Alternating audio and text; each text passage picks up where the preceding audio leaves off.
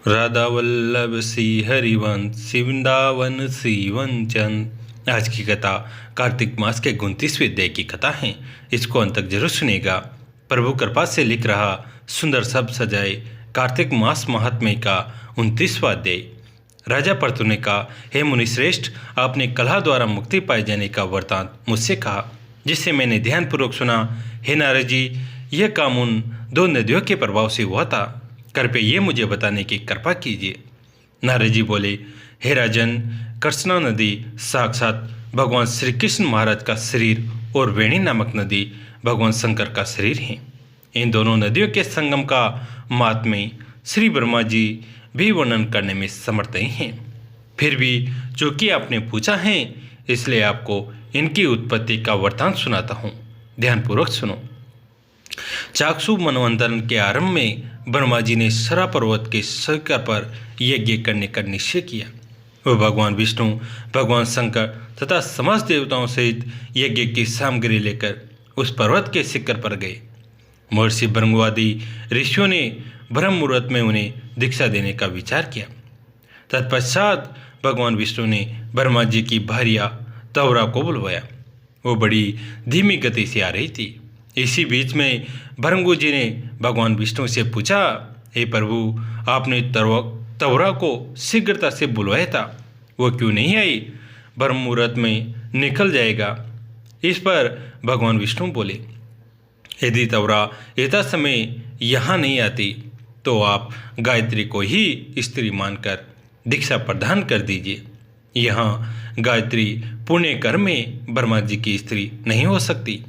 नारद जी ने कहा, हे राजन, भगवान विष्णु की इस बात का समर्थन भगवान शंकर ने भी किया। ये बात सुनकर भृगु जी ने गायत्री को ही ब्रह्मा जी के दाएं ओर बैठाकर दीक्षा विधान आरंभ कर दिया। जिस समय ऋषि मंडल गायत्री को दीक्षा देने लगा, उसी समय तवरा भी यज्ञ मंडल में आग पहुंची। ब्रह्मा जी के दाएं ओर गायत्री को बैठा देखकर ईर्ष्या से कुपित होकर तवरा बोली, जहाँ अपूज्यों की पूजा और पूज्यों की अप्रतिष्ठा होती है, वहाँ पर दुर्भिक्ष, मृत्यु तथा भय तीनों अवश्य हुआ करते हैं। हे गायत्री, ब्रह्मा जी की दाएं ओर मेरे स्थान पर विराजमान हुई है, इसलिए यह अदृश्य बने वाली नदी होगी। आप सभी देवताओं ने बिना विचारे इसे मेरे स्थान पर बैठाया है, इसलिए आप सभी जल रूप नदियां होंगे। नारद जी राजा पृथु से बोले, हे राजन, इस प्रकार तवरा के शाप को सुनकर गायत्री क्रोध से आग बबूला होकर अपने होठ चबाने लगी। देवताओं के मना करने पर भी उसने उठकर तवरा को शाप दे दिया। गायत्री बोली, तवरा, जिस प्रकार ब्रह्मा जी तुम्हारे पति हैं, उसी प्रकार मेरे भी पति हैं। तुमने वेर से शाप दे दिया है, इसलिए तुम भी नदी हो जाओ। तब देवताओं में खलबली मच गई। सभी देवता तवरा को साष्टांग प्रणाम करके बोले, हे देवी, तुमने ब्रह्मा आदि समस्त देवताओं को जो शाप दिया है वो उचित नहीं है, क्योंकि यदि हम सब जड़ रूप नदियां हो जाएंगे तो फिर निश्चय ही ये तीनों लोक नहीं बच पाएंगे। क्योंकि ये शाप तुमने बिना विचारे किए दिया है, इसलिए यह शाप तुम वापस ले लो। तवरा बोली, हे देवगण, आपके द्वारा यज्ञ के आरंभ में गणेश पूजन न किए जाने के कारण ही ये विघ्न उत्पन्न हुआ है।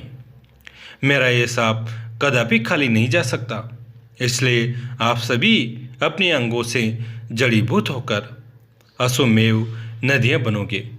हम दोनों सोतने भी अपने अपने वंशोपंशी में बहने वाली नदियां बनेंगी। नारद जी राजा पृथु से बोले, हे राजन, तवरा के ये वचन सुनकर भगवान विष्णु, शंकर आदि सभी देवता अपने अपने अंशों से नदियां बन गए। भगवान विष्णु के अंश से कृष्णा, भगवान शंकर के अंश से वेणी तथा ब्रह्मा जी के अंश से ककुदमवती नामक नदियां उत्पन्न हो गई। समस्त देवताओं ने अपने अंशों को जड़ बनाकर ही वहीं सरा पर्वत पर फेंक दिया। फिर उन लोगों के अंश पृथक पृथक नदियों के रूप में बहने लगे। देवताओं के अंशों से सहस्त्रों की संख्या में पश्चिम की ओर बहने वाली नदियां उत्पन्न हो गई। गायत्री और तौरा दोनों पश्चिम की ओर बहने वाली नदियां होकर एक साथ बहने लगी। उन दोनों का नाम सावित्री पड़ा। ब्रह्मा जी ने यज्ञ स्थान पर भगवान विष्णु तथा भगवान शंकर की स्थापना की। दोनों देवता महाबल तथा अति बल के नाम से प्रसिद्ध हुए। हे राजन, कृष्णा और वेणी नदी की उत्पत्ति का यह वर्णन जो भी मनुष्य सुनेगा या सुनाएगा उसे नदियों के दर्शन और स्नान का फल प्राप्त होगा। कार्तिक मास की कथा करते बहुत से पार 30वां अध्याय लिखूं, हुई हरि कृपा अपार। भगवान श्री कृष्ण सत्यभामा से बोले, हे प्रिय, नारद जी की यह वचन सुनकर महाराज परतु बहुत आश्चर्यचकित हुए। अंत में उन्होंने नारद जी का पूजन करके उनको विदा किया। इसलिए माघ, कार्तिक और एकादशी ये 3 व्रत मुझे अत्यधिक प्रिय हैं। वनस्पतियों में तुलसी, महीनों में कार्तिक, तिथियों में एकादशी और क्षेत्रों में प्रयाग मुझे बहुत प्रिय हैं। जो मनुष्य इंद्रियों पर विजय प्राप्त कर इनका सेवन करता है वह मुझे यज्ञ करने वाले मनुष्य से भी अधिक प्रिय हैं। जो मनुष्य विधिपूर्वक इनकी सेवा करता है मेरी कृपा से उन्हें समस्त पापों से छुटकारा मिल जाता है। भगवान श्री कृष्ण के वचन सुनकर सत्यभामा ने कहा, हे प्रभु, आपने बहुत ही अद्भुत बात कही है कि दूसरे के लिए पुण्य के फल से कलह की मुक्ति हो गई। ये प्रभावशाली कार्तिक मास आपको अधिक प्रिय है, जिससे पतिद्रोह का पाप केवल स्नान के पुण्य से ही नष्ट हो गया। दूसरे मनुष्य द्वारा किया हुआ पुण्य उसके देने से किस प्रकार मिल जाता है, यह आप मुझे बताने की कृपा करें। श्री कृष्ण भगवान बोले, प्रिय, जिस कर्म द्वारा बिना दिया हुआ पुण्य और पाप मिलता है उसे ध्यानपूर्वक सुनो। सतयुग में देश, ग्राम तथा कुलों को दिया पुण्य या पाप मिलता था, किंतु कलयुग में केवल कर्ता को ही पाप तथा पुण्य का फल भोगना पड़ता है। संसर्ग न करने पर भी वो व्यवस्था की गई है और संसर्ग से पाप और पुण्य दूसरे को मिलता है। उसकी व्यवस्था भी सुनो। पढ़ाना, यज्ञ कराना और एक साथ भोजन करने से पाप पुण्य का आधा फल मिलता है। एक आसन पर बैठने तथा सवारी पर चढ़ने से, श्वास के आने जाने से पुण्य व पाप का चौथा भाग जीव मात्र को मिलता है। छूने से, भोजन करने से और दूसरे की स्तुति करने से पुण्य और पाप का 6वां भाग मिलता है। दूसरे की निंदा, चुगली और धिक्कार करने से उसका 7वां भाग मिलता है। पुण्य करने वाले मनुष्य को जो कोई सेवा करता है वो सेवा का भाग लेता है और अपना पुण्य उसे देता है। नौकर और शिष्य के अतिरिक्त जो मनुष्य दूसरे से सेवा करवाकर उसे पैसा नहीं देता वह सेवक उसके पुण्य का भागी होता है। जो व्यक्ति पंक्ति में बैठे हुए भोजन करने वाले की पातल लांघता है वो उसे जिसकी पातल उसने लांघी है अपने पुण्य का 6वां भाग देता है।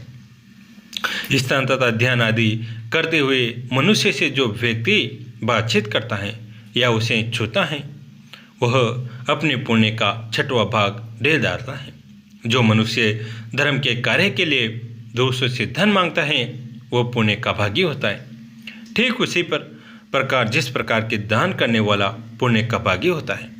जो मनुष्य धर्म का उपदेश करता है और उसके बाद सुनने वाले से यातना करता है वह अपने पुण्य का 6वां भाग उसे दे देता है। जो मनुष्य दूसरों का धन चुराकर उसे धर्म करता है वो चोरी का फल भोगता है और शीघ्र ही निर्धन हो जाता है। और जिसका धन चुराता है वो पुण्य का भागी होता है। बिना ऋण उतारे जो मनुष्य मृत्यु को प्राप्त होता है उनको ऋण देने वाले सज्जन पुरुष पुण्य के भागी होते हैं। शिक्षा देने वाला, सलाह देने वाला, सामग्री को जुटाने वाला तथा प्रेरणा देने वाला ये पाप और पुण्य के 6वें भाग को प्राप्त करते हैं। राजा प्रजा के पाप पुण्य के षष्ठांग का भोगी होता है। गुरु शिष्यों का, पति पत्नी का, पिता पुत्र का, स्त्री पति के लिए पुण्य का 6वां भाग पाते हैं। पति को पसंद करने वाली आज्ञाकारी स्त्री पति के लिए पुण्य का आधा भाग ले लेते हैं। जो पुण्यात्मा प्राय लोगों को दान करते हैं वह उनके पुण्य का 6वां भाग प्राप्त करते हैं। जीविका देने वाला मनुष्य जीविका ग्रहण करने वाले मनुष्य के पुण्य के 6वें भाग को प्राप्त करता है। इस प्रकार दूसरों के लिए पुण्य अथवा पाप बिना दिए भी दूसरे को मिल सकते हैं, किंतु ये नियम जो कि मैंने बताए हैं ये कलयुग में लागू नहीं होते। कलयुग में तो एकमात्र कर्ता को ही अपने पाप और पुण्य भोगने पड़ते हैं। इस संबंध में एक बड़ा पुराना इतिहास है जो कि पवित्र भी है और बुद्धि प्रदान करने वाला यह कहा जाता है। उसे ध्यानपूर्वक सुनो। ये इतिहास 31वें अध्याय में बताया जाएगा। कैसी लगी आज की कथा? अगर अच्छी लगी तो इसे अपने दोस्तों के साथ, फैमिली के साथ शेयर जरूर करें। कहानी अंत तक सुनने के लिए आप सभी का तहे दिल से धन्यवाद।